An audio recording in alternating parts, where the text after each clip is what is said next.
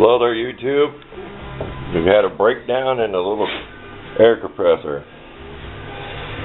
I've had this so long that I'm sure a couple years ago they said there's no parts available.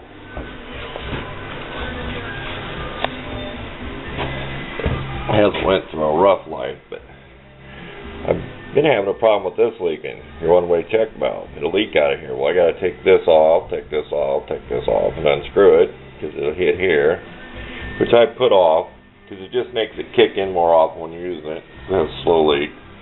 Well, I know that's a compression fitting, these braided lines. I'm used to plumbing stuff, but this is how this goes in here. Whatever seals this is a swivel. Well, it leaks there.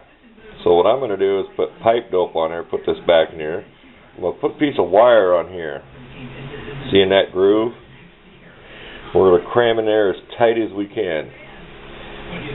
Good old baling wire, electric fence wire. Then we're going to put some JB quick weld stuff over it, or that epoxy that you need together. I think I'm going to use the stuff that you need together because the stuff in the tubes is like a plastic and it will just get hot and melt. This gets hot. You're pumping hot air out of a compressor. I need to change oil in it. I've neglected that. It hasn't been done yet this year. But I cannot tell you how many years I've had it. No manufacturer date on it that I know of. Well, I guess it is. 06. I probably bought it in 07. It was on sale. They had two of them in the store for around $100. Well, this was probably made in a better factory because the other one was a cheap piece of crap. Best word to describe it. This was built a little better. Give you a little overview of it. I've had trouble with one of these not working. I kept spraying it, and one day it just decided to work. When it quit a couple of the hose, at least it didn't quit on me with the air blowing out. But it's got your regulator. I've abused it. There's a little crack on the plastic dial, but it hasn't seen a lot of rough service. If it goes outside, it's never anywhere where it gets muddy, kicked, run over. It usually just sets down underneath my bench. But I guess there's a manufacturer date. So I'm sure a couple of years ago they said there's no parts available. 1206. I got in this box. Do that at your own risk. I adjusted the cutout pressure so it would go to 125 because it only went to 110. Well, there might have been a reason for that. But they shouldn't tell you it's 125 when it wasn't. But I did get in that box, so do so at your own risk. I'm used on a well pump. A well pump has a cut in, cut out adjustment. And it was wrote right in the top of the box, so there's a plus for you. It was wrote inside the box with a screw to play with. So if you don't know, leave it alone. That's all I can say. That actually had it in the box. So we'll cut the video here. Then we'll show when we get this. We're going to put some pipe dope on it. That's what we call it around here. Your pipe thread sealant. That's tapered, just like plumbing. You see it gets bigger towards the nut. The more you put it in, the tighter it gets. So that's all you need. Just some of that. It's grayish, tannish, clay-looking stuff. So we'll cut here, and we'll come back when we have the other part ready. Okay, we put some of this on here. On your pipe threads. Used on gas oil or oil. Like 300 psi, blah, blah, blah. Used on diluted acid, oils, air, water. It's used for plumbing. Supposed to stir it, but like stirring that, it has oil in it. The plumber I worked for one time said it's like linseed oil in a clay. Now that's tight. That does not tighten it. I showed down there. There's nothing that goes against. This goes in a straight hole right to where the cylinder where the piston is. There is nothing tightens this when this tightens. Whatever was in there was some kind of factory swivel. Next we're going to wrap some wire around there and tighten that gap up so it pulls it back as hard as it can. As you can see the sealer that's left on there. It's good stuff. I've used that on all my gas pipe air fittings. If I don't use Teflon tape, I like Teflon tape, but I use it on pipe fittings. I like that brand. Next shot will be I'll put some wire around there and make that tight before we put the epoxy stuff on it. Okay, real quick. I got this fine copper wire in there. You see there? Then I'm going to put the bigger wire over top of it. And that will be twisted. I'll try and get that copper to cram down there. I want that to be solid. I don't want it to be able to flex or move. And hopefully it'll pull this piece inside back against there. But if it's wore out, it probably isn't going to seal anyway. So on to the next step. Okay, we've got a piece of this on there. We just bent it back here. It is tighter. There's some wiggle to it. I'm sure I could buy this line, but I'm seeing if I can fix it first my way. That's money. I don't know what this costs. I'm sure I could find one even if it's longer. It's the same design. Next, put the epoxy on it.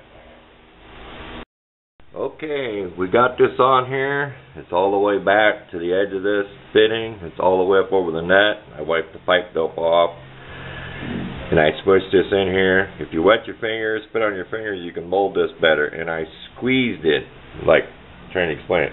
Squished it so it's tight and mushed it in. So it's packed on there as tight as I could get it with my hands. So we're going to let this set 24 hours. We're not taking any chances. See what happens. If it don't work, I'll have to take it apart and find a line. If this epoxy sticks to here, I can always grind it off with a Dremel to get back down to the net. This cover, I could have took it off. I didn't feel like taking off a dozen bolts to get to it. I was about tempted to chop it out. If anything, if I couldn't have got my fingers up in here and used the blade of a knife, I would have just chopped this out of here. I'm not going to take that many bolts out on something like this. If it was somebody else's, I probably would. And I still might chop it out and grind it out. So, we'll find out if it works. Stay tuned. Okay, it's been 6 hours. I'm not waiting till the next day. It says it fully cures in an hour. We're going to turn the drain valve so the compressor will kick in, then we'll spray it.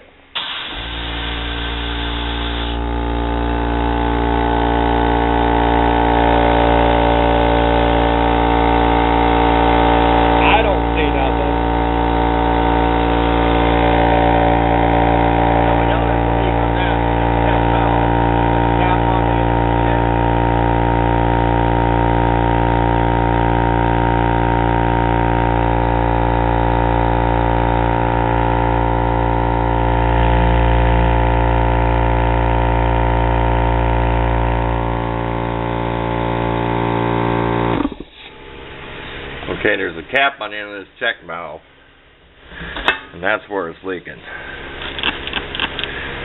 I got to take this off, this line off, take this whole plate off to get this manifold up out of here. That's what I call it. Manifold distributes to all different ports, like on a car. Just unscrew that, because it's not going to unscrew without hitting this, I'm sure. That just leaks your air down, which compressor kicks in more. I do have a reserve tank, but as far as this you can't do this unless it's running because it's not pumping any. I have changed the oil. Had to kind of guess because you can't see through this window. It's so yellowed.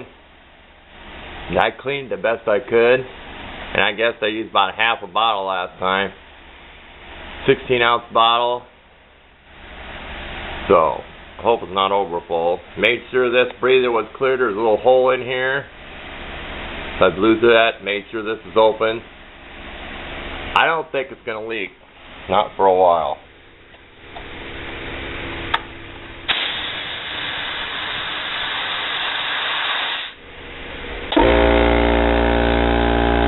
That's run pretty good for it. Probably had this 5 years. Oh, 2007, well, 5 years. That's running pretty good, yeah.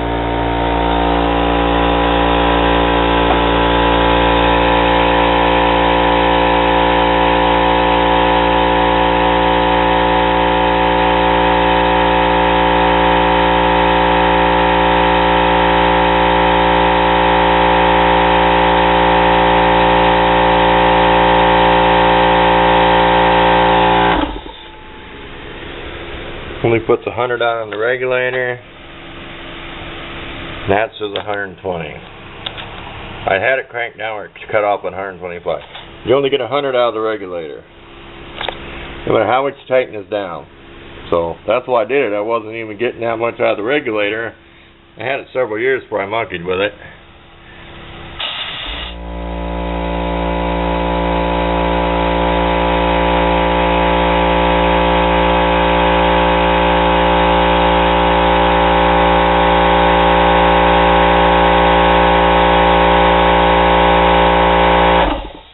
So it is stopping at the danger zone.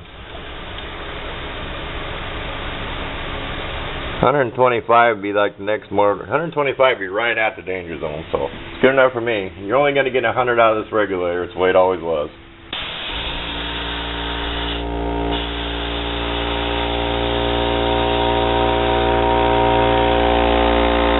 The moist out of the tank at the end of the day.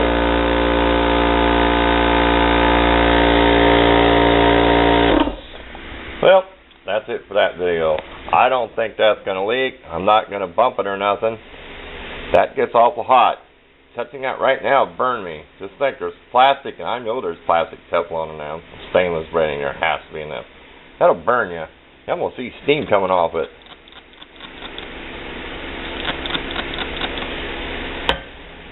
That'll burn you. That's hot. That's hot. So we're going to see what happens. Whenever you compress air, it heats air. Next is to clean my filter, and then I'll be done. That's self-explanatory. Cover goes off, clean the thing. But hope I didn't overfill it, because I just cannot see in the window. It's supposed to be up to the window. I'm sure I put about a half of a 16-ounce bottle before, which I set it over on the other bench. Air compressor oil. But thanks for watching this little fix-it video. Hope it wasn't too long.